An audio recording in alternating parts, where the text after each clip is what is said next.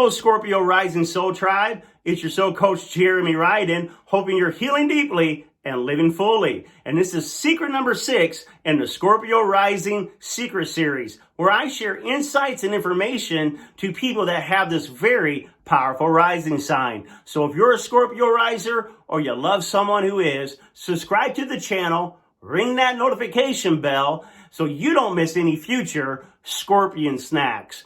You know, I believe out of all the rising signs, Scorpio risers are the harshest when it comes to that inner voice inside our head. We all have an internal dialogue, but some people's dialogue is more encouraging, kinder, and gentler with themselves. Scorpio risers, not so much. A lot of time, our self-talk can be very pessimistic, negative, judgmental, and harsh. And there's a reason why we can be our own worst critic. So more than anything anyone else can say to try to hurt us or upset us, it won't compete to what the Scorpio riser is beating themselves up in their own thoughts. And, you know, people say, oh, Scorpios don't care. You know, they don't care what anybody else thinks. That's not true, my friend. A Scorpio riser may not share everything with everyone, but Scorpio is a water sign. Water rules emotion, just like Pisces and Cancer. But Scorpio is also ruled by 8th house. What does that mean? That means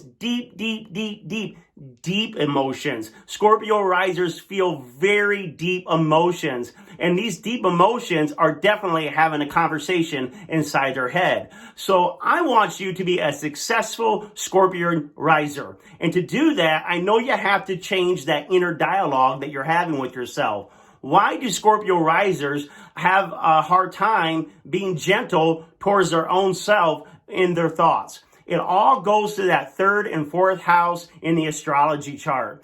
Every zodiac sign rules a house in your natal chart. And so in whole astrology, each house is ruled by a sign. And the signs that rule the 3rd and 4th house in astrology for Scorpio risers is the Capricorn and the Aquarius signs. Capricorn in the 3rd and Aquarius in the 4th. And both these houses are ruled by Saturn. So Saturn itself, a lot of times in astrology, gets a bad rap. Why? Because it's the planet of hard expectation. It can be harsh. It can even feel cruel and unfair. But Saturn is here to make you an expert wherever it is in your natal chart. It's saying, you know what? You can't just talk the talk, but you got to walk the talk. You got to really know about who you are and what the subject is. So Saturn feels more at home up at the top of the chart. The 10th house is the natural house of Saturn. But for Scorpio risers, when we got that 3rd house in Capricorn, 4th house in Aquarius, it has a Saturn flavor to it, even if your Saturn's anywhere else in the chart. And it's very hard to have Aquarius and Capricorn in the bottom of your chart. Why is that? Because Saturn is about adulthood, adult conversations, dealing with adult themes. So when Saturn's up high in the chart, it means that you've had enough maturity and enough time to build that confidence, to build your own validation, to be able to handle other people outside in this world. But when we have Saturn in that 3rd and 4th house, we see that the early upbringing, the early self-esteem and confidence of a Scorpio risers is quite harsh and a lot of times limiting and unfair. You see, 3rd house is how we think. It's our communication style. When we have Saturn playing a role in that 3rd house, we think very seriously, and we like to talk about serious topics, right? So 8th house topics, the occult and death and sexuality and psychology, these are serious things.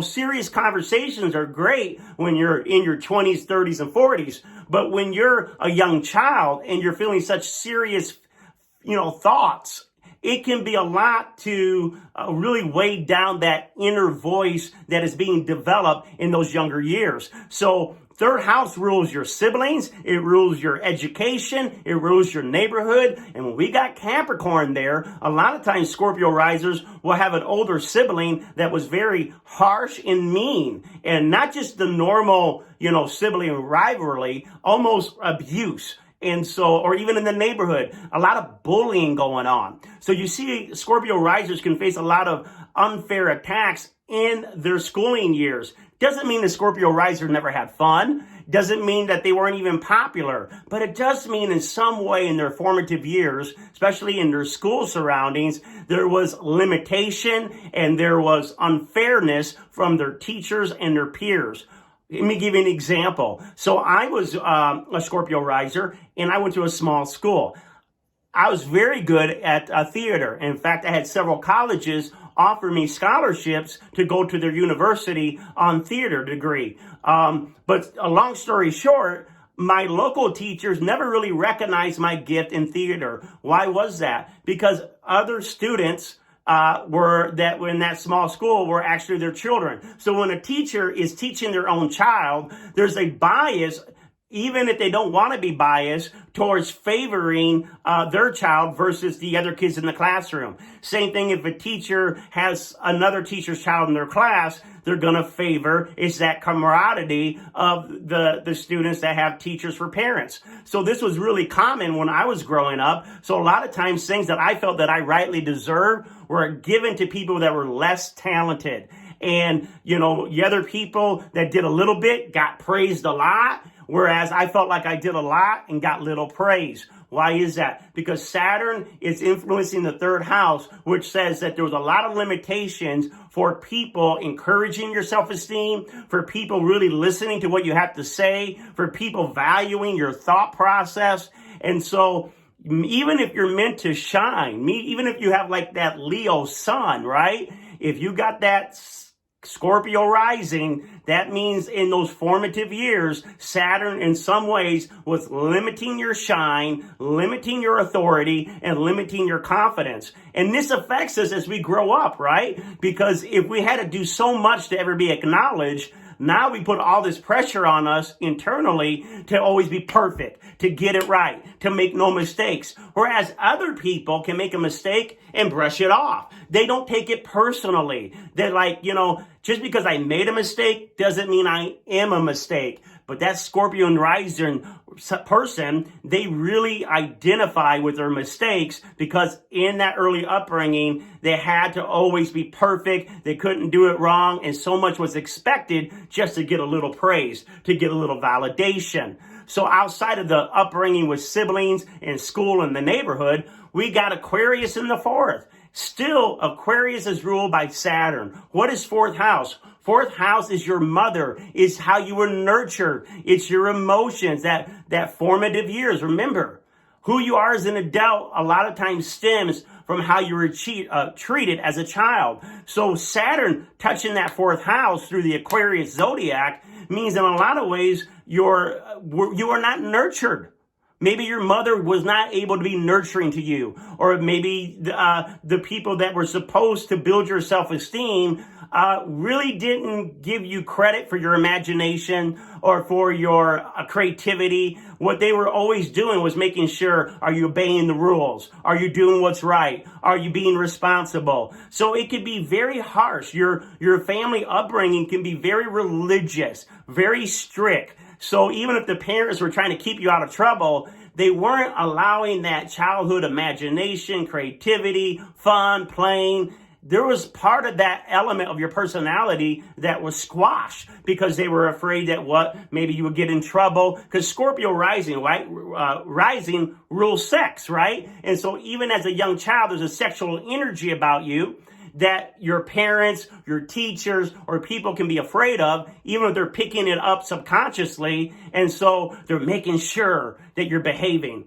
Well, that over focus on making sure you're behaving does very little to celebrate your spirit, to encourage the other lighter part of your personality. And so that's why we see such a seriousness through Scorpio risers, is because their home was serious. The school was serious. Everything was always, making sure they were doing right, behaving right.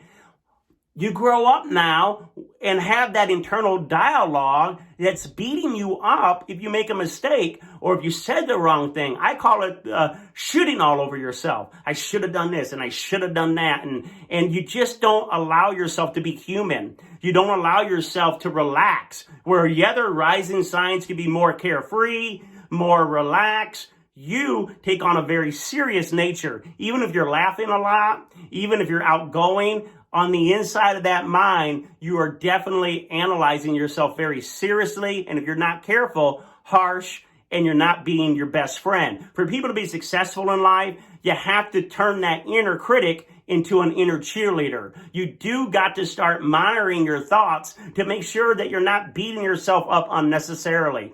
You know, I wrote a book called Your Soul Story, How to Create the Life You've Always Wanted. If you would like to get this book, about every month I give about 5 copies away free. You can buy the book on Amazon.com, or you can go to my website, Divine Spark Ministries. This is a perfect book for Scorpio risers. Why? Because it deals with a lot of the issues in your childhood that created that critic in your head, that created that harsh dialogue that you sometimes get trapped into, that's not empowering you, not encouraging you, but is actually tearing you down and self-sabotaging yourself. I want to help change that inner dialogue. And that's what that book does. Your Soul Story, How to Create the Life You Always Wanted, really deals with the different themes that a Scorpio riser has lived through. And what I mean by that is there are 4 levels of being a Scorpio riser. There's the level of being a victim. Then the next level is being a survivor. And then the 3rd level is being a thriver. And that 4th level, where I'm trying to operate from, is helping other people to thrive. So there is always a sense somewhere in the Scorpio light path of unfairness, abuse, power abuse, you name it. Something that can make that child feel like they were a victim of life.